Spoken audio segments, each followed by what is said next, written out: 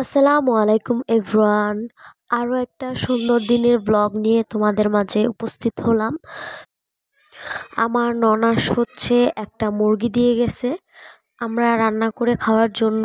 উনি হচ্ছে মুরগিটা পালতো, তো আজকে হচ্ছে আমাদের দিয়ে গেছে রান্না করে খাওয়ার জন্য।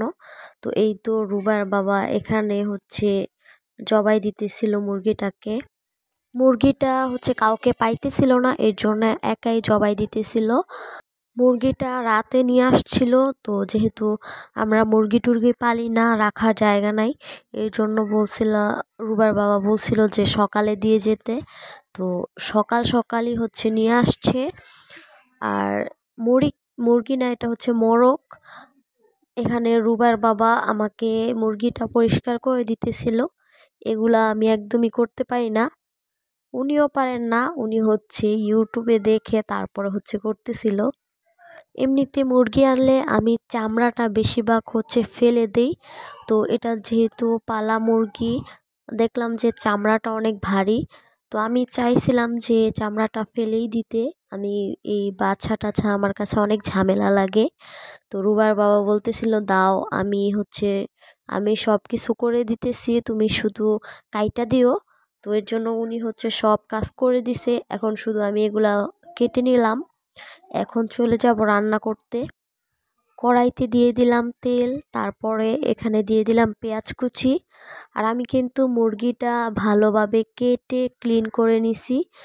আর এখানে হচ্ছে পেঁয়াজগুলো একটু ব্রাউন কালার হওয়ার আগ পর্যন্ত ভেজে নিব। দিয়ে দিলাম তেজপাতা আর হচ্ছে আদা। আদা হচ্ছে ডিপে ছিল, এর জন্য বরফটাই দিয়ে দিলাম, সাথে দিলে হচ্ছে গলে যাবে। এখানে হালকা ব্রাউন কালার চলে আসার পর এখানে আমি হলুদ হলুদ গুঁড়া, মরিচ গুঁড়া, তারপরে একটু পানি দিয়ে এখন কষাই নিব। মুরগি যখন নিয়ে আসছিল, রিহান বাবু দেখেই বলতেছে যে ও এখন ভাত খাবে। মানে নিয়ে আসার পরই রান্না করা হয় নাই, মানে বাছা কাটা কিছুই হয় নাই, সে বলতেছে ভাত খাবে, মুরগি দিয়ে ভাত খাবে। মানে ওর মুরগির মাংসটা অনেক বেশি পছন্দ, ওই তখনই ভাত খাওয়ার জন্য পাগল হয়ে গেছে। এখানে আমি মাংসের মধ্যে গরম মশলা দিয়ে এখন ভালোভাবে মাংসটা কষাই নিব। মাংসটা যত বেশি কষানো হবে তত টেস্ট ভালো আসবে। তো আমি অনেক সময় হচ্ছে মাংস সব সময় কষাই নেই, যত বেশি কষানো হবে ততই মজা হবে। তো আমি এখানে ভালোভাবে কষায় নিয়ে তারপর এখানে পানি দিয়ে দিলাম। এখন চুলার আঁচটা ফুল বাড়াই দিছি আর ঢাকনা দিয়ে ঢেকে দিছি। এই তো বলক চলে আসছে। তো এখানে আমি হচ্ছে লবণ দিই নেই, এর জন্য একটু লবণ দিয়ে দিলাম। মুরগিটা রেডি করে না দিলে হয়তো বা এখনও রান্না আমি বসাইতে পারতাম না। রুবাইয়ের বাবা আমাকে অনেক হেল্প করছে আলহামদুলিল্লাহ। সবাই অবশ্যই মাশাল্লাহ মাশাল্লাহ বলে যাবেন, না হলে কমেন্টে একটা মাশাল্লাহ লিখে দিবেন।